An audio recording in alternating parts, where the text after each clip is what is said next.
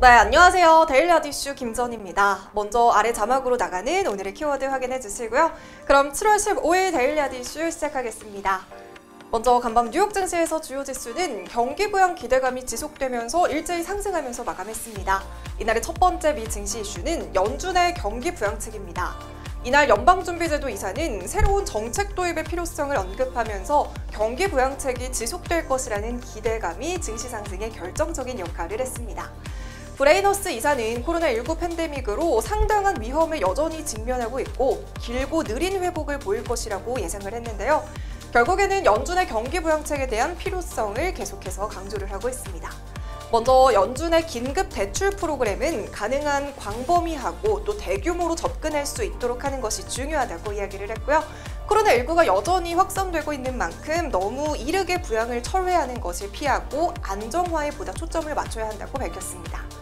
연방준비은행 총재 역시 이날 팬데믹이 시장이 예상했던 것보다 미국 경제에 더 지속적인 위협이 되고 있다면서 잠재적인 경기 침체를 피하기 위해서 마스크 착용이 필요하다고 강조하고 있습니다.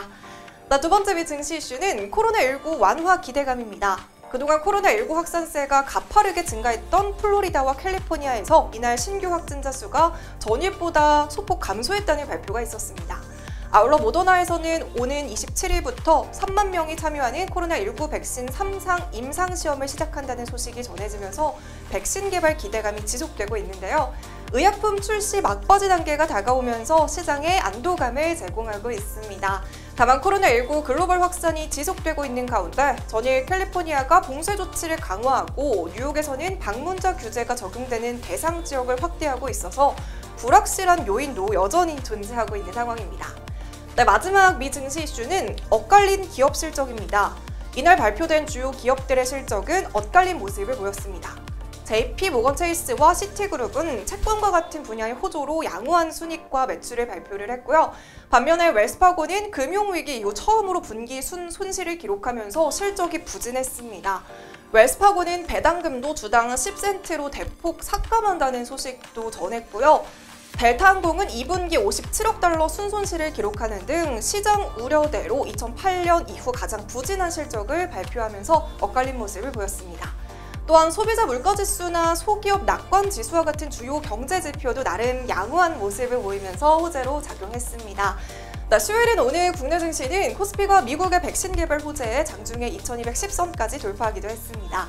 테마 동향을 살펴보시면 오늘의 강세를 보인 테마로는 모더나 관련주와 폴더블폰, 화학섬유, 자동차 대표주와 갤럭시 부품주, 5G와 수소차였고요. 반면에 약세를 보인 테마는 구충제나 자전거, 유전자 치료제 분석 테마입니다. 네, 그럼 자세한 장마감 지수는 화면으로 살펴보시죠.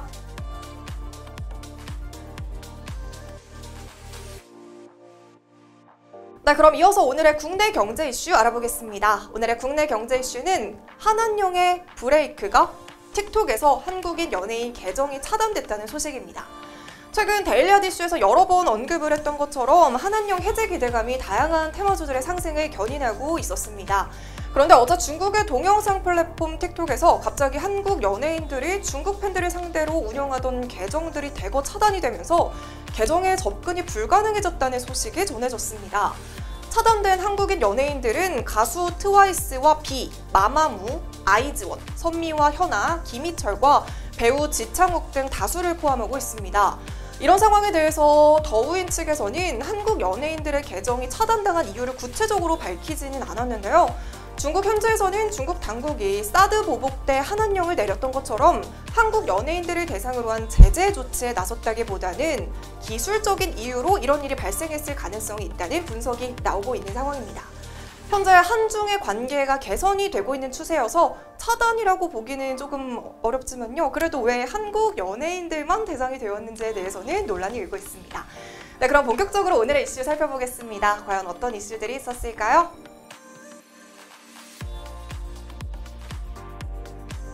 네, 오늘은 모더나와 관련한 백신주들을 총정리해보겠습니다. 오늘 모더나와 관련한 백신주들이 대거 움직임을 보였는데요.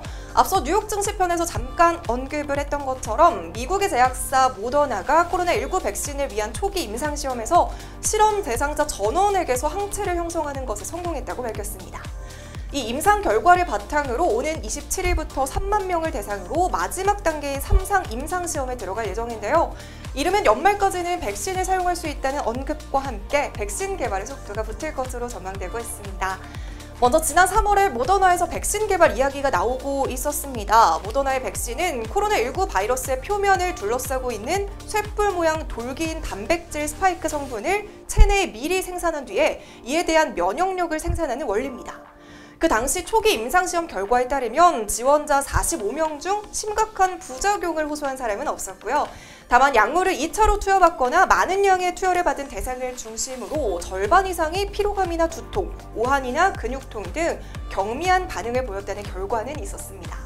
이어서 백신을 2차례 투여한 사람에게는 코로나19 회복자에게 볼 수 있는 바이러스를 무력화하는 평균치 이상의 중화 항체를 형성했습니다. 이런 미국발 훈풍에 오늘 국내 증시에서도 모더나 관련주들이 대거 상위권에 이름을 올렸는데요. 먼저 가장 큰 폭으로 상승했던 바른손은 오늘 상한가에 도달을 했고요. 관계사인 바른손 ENE도 오늘 함께 강세를 보였습니다. 바른손이 모더나의 지분을 보유하고 있다는 사실이 부각됐기 때문인데요. 바른손의 분기 보고서에 따르면 올해 3월 모더나 주식을 약 7억 원어치를 매수를 했습니다. 모더나가 코로나19 백신 개발 기대감으로 올해 3월 이후에 주가가 3배 가까이 급등한 것을 보았을 때 바른손은 현재 상당한 평가 이익을 거둔 것으로 분석이 되고 있습니다. 네, 이어서 파미셀도 오늘 24% 넘게 상승세를 보였는데요. 파미셀은 유전자 치료제의 주 원료인 뉴클레오시드를 생산하는 국내 제약사입니다.